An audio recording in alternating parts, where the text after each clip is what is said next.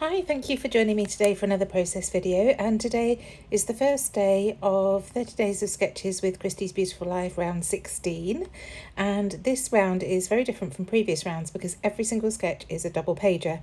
Now, I'm not a big double page layout creator. I prefer to have single layouts in my album so that I can move them around as it suits.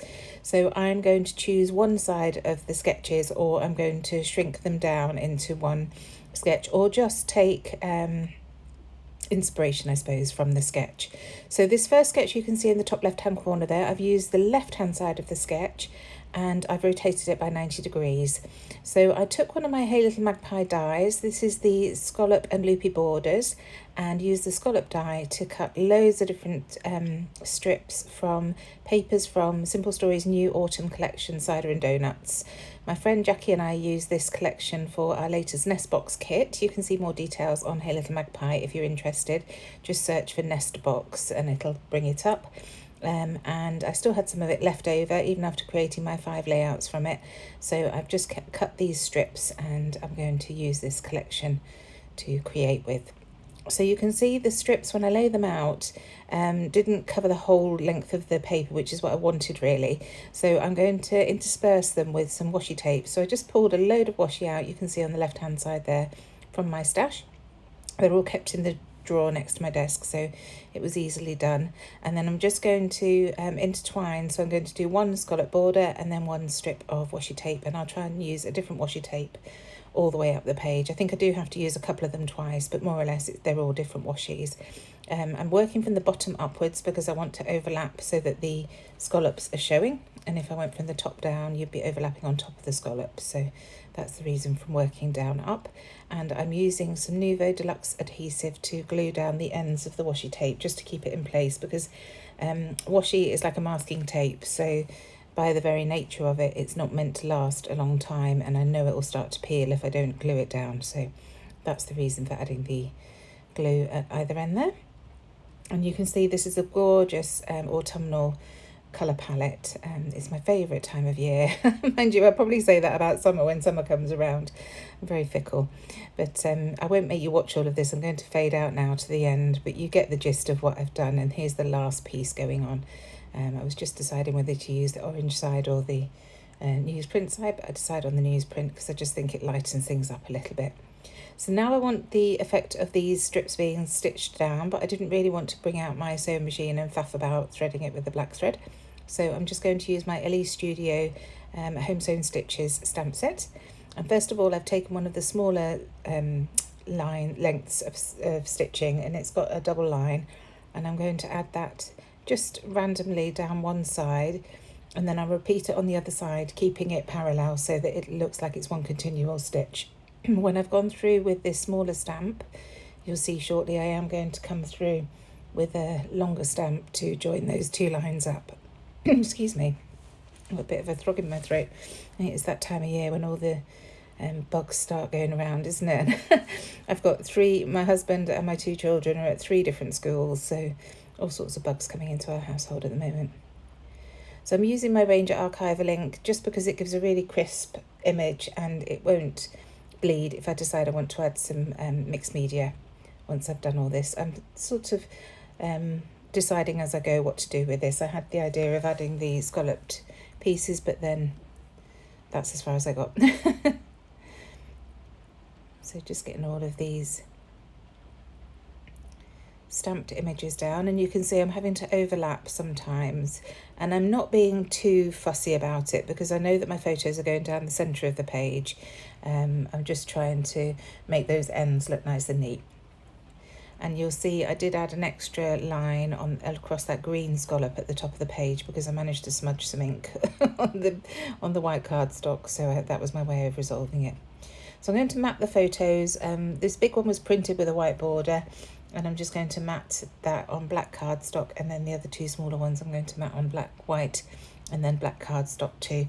So these are photos from our trip to Kenyon Hall Pumpkin Patch on last Friday. My lovely friend Julie came down for the day and we went out for lunch, and they were just setting up the pumpkin patch, so they had this polytunnel absolutely full of all their beautiful pumpkins. So I've purchased a couple to bring home, which I will be cooking up in due course, but at the moment I'm just enjoying their beauty on the side. And it was really interesting because we were chatting to one of the workers and she was explaining to me how to find which are culinary and which are just bred for carving, I suppose, that don't have the depth of flavour that you can get from pumpkin. So I did get one of the culinary pumpkins and I'm very happy with that. So here I am just putting that second photo onto white cardstock. So these smaller photos are 3x4 and the larger one is 4x6.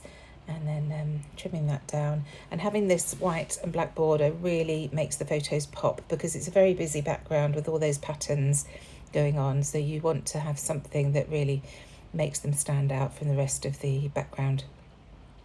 So that's roughly how I'm going to position them.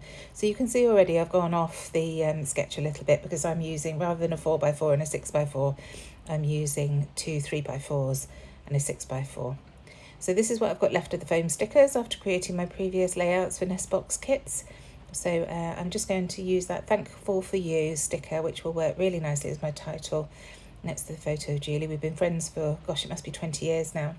And she really is a wonderful friend. So it's always nice when we manage to get time together. She lives about an hour away from me, so it's not as easy as just popping round.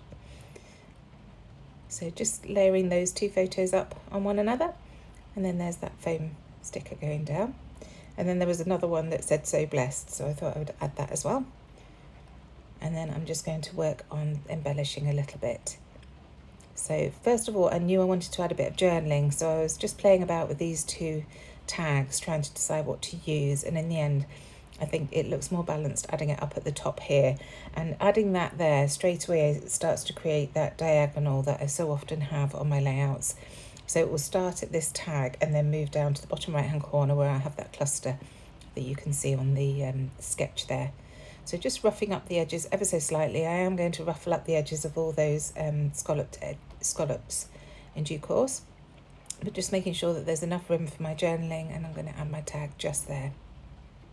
And I like that because it brings that lovely check over to the left hand side, because you can see the scallops on the right hand side that I've added, but the photos are covering it on the left. So there's the journaling, just saying about where we were and what we were doing. So adding a little bit of glue to get that stuck down. And then I'm going to bring in some of the gingham ribbon, which was in our Nestbox kits, just to thread through that tag hole, and I'll staple that together at the top. Just using my Tim Holtz tiny attacher.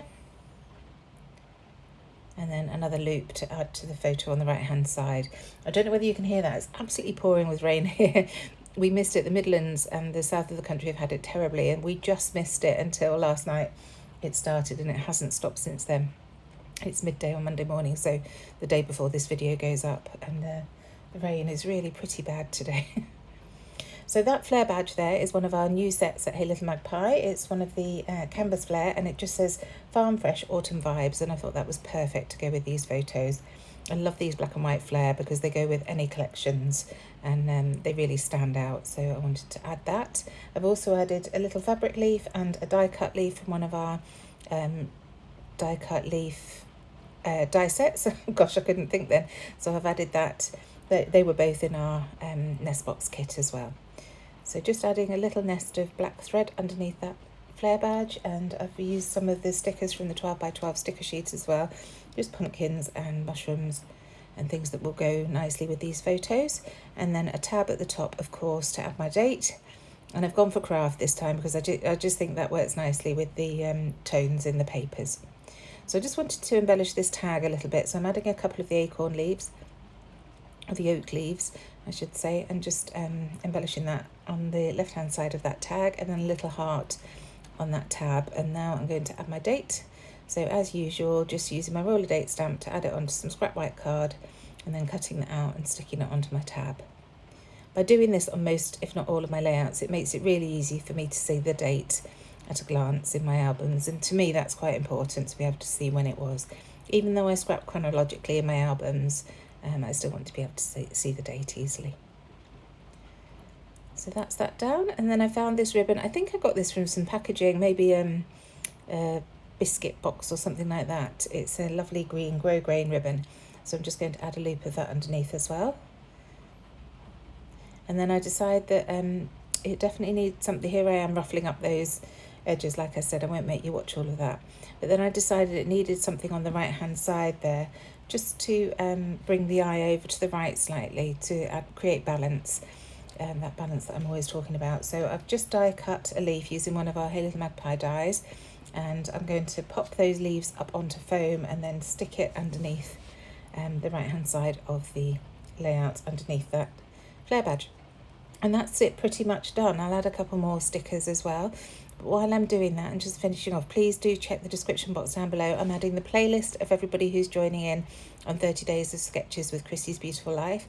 I will add any details that I've got of the person who created the sketch today. I'm so sorry I didn't look before I started doing this voiceover to see who it was, but all her details will be down in the description box down below. So there's that leaf down, and then I know I just reached for the stickers and added a couple more stickers. This lovely red one that just pulls the eye down to the right hand side and creates balance against those oak leaves that I've got at the top left. And that's it. Thanks so much for joining me. I'll see you again soon. Bye.